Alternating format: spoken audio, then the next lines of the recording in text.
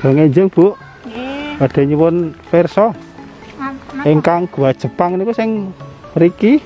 Mriku langsung. Mriku terus malah mangker niku wonten tulisan. Oh, berarti wonten kalih niki setunggal. Lah Niki Suraloka. Gua Sunan Mas. Oh, sing gua Jepang sing anu mriko, ten inggil nika. Sing gua Jepang mriku. Oh, tesih tebih, Bu. Nggih mboten niku tutup ya, Mas. Oh, tutup. Nggih, tutup. Oh, nggih nggih. Tur nuwun nggih. Nggih monggo.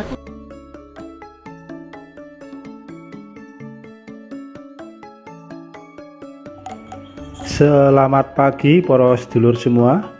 Sebenarnya saya akan mengunjungi gua Jepang, tapi berdasarkan informasi dari ibu-ibu tadi bahwa gua Jepang saat ini tutup karena masa PPKM, kita akan mengunjungi gua Surocolo.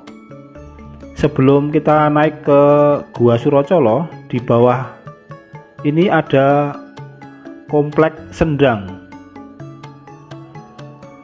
Pada kompleks Sendang ditemukan jaladwara sebanyak 2 buah dan batu candi 1 buah. Salah satu jaladwara ini dulunya menjadi jalan air atau semacam talang dari sumber air masuk ke dalam bak penangkupungan di bawahnya.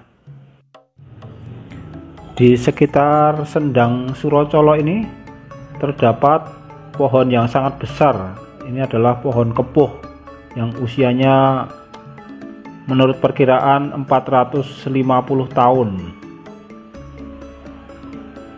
Ini pohonnya sangat besar sekali, menjulang ke atas. Karena musim kemarau, pohonnya tidak terlalu lebat. Di sampingnya ada juga satu pohon besar.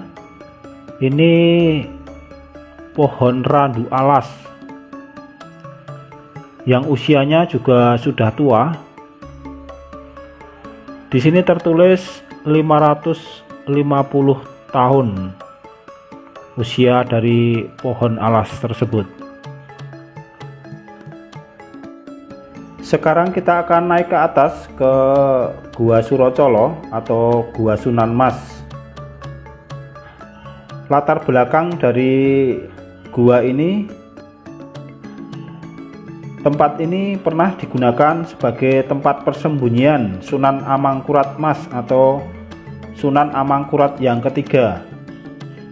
Menurut sumber setempat, Sunan Mas bersembunyi di gua ini karena terlibat konfrontasi dengan Belanda. Namun ada juga pendapat lain bahwa ia sampai di gua Surocolo karena memang berniat untuk bertapa.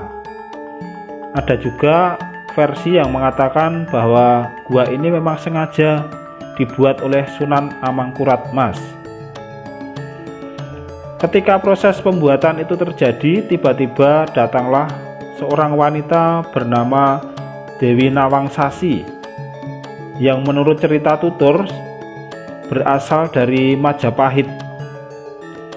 Kedatangannya ini disertai oleh seorang putranya yang bernama Kiai Semar. Kiai Semar ini disebut-sebut membantu pembuatan dari gua tersebut, sehingga gua tersebut dapat terbangun dengan sangat cepat. Kecepatan pembangunan tersebut tidak lepas dari peran kesaktian Kiai Semar. Setelah itu, Dewi Nawangsasi dan putranya tinggal bersama di gua Surocolo ini. Suatu hari, Dewi Nawangsasi dicari oleh Jagabira. Jagabira adalah seorang utusan dari Majapahit. Jagabira minta agar Dewi Nawangsasi bersedia pulang ke Majapahit. Tetapi Dewi Nawangsasi tidak bersedia. Sunan Amangkurat Mas pun tidak memperkenankan pula Dewi Nawangsasi kembali ke Majapahit. Akhirnya terjadi perang antara Sunan Amangkurat Mas dengan Jagabira. Perang berlanjut dengan lomba menyelam di Sungai Opak karena masing-masing sama-sama saktinya. Dalam adu menyelam ini Jagabira kalah.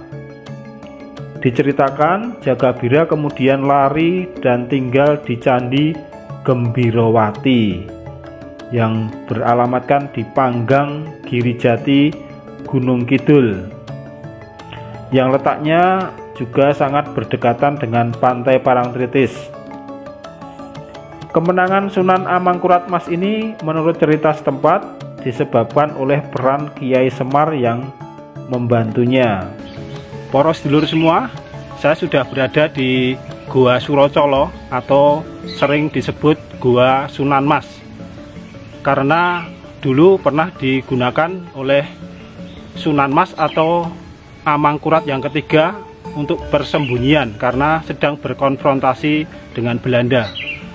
Di belakang saya ini adalah mulut Gua Surocolo atau Gua Sunan Mas yang berukuran sekitar 1 meter kali 1,5 meter. Untuk lebih detail, lebih jelasnya kita akan masuk ke dalam. Gua Surocolo ini merupakan gua yang keletakannya berada di sebuah tebing pegunungan di atas pemukiman Dusun Poyahan. Mulut gua memiliki ukuran 1,5 meter kali 1 meter. Kedalaman gua sekitar 6-7 meter. Ketinggian langit-langit gua pada bagian tengah sekitar 7 meter. Ini adalah kenampakan di dalam Gua Surocolo tersebut.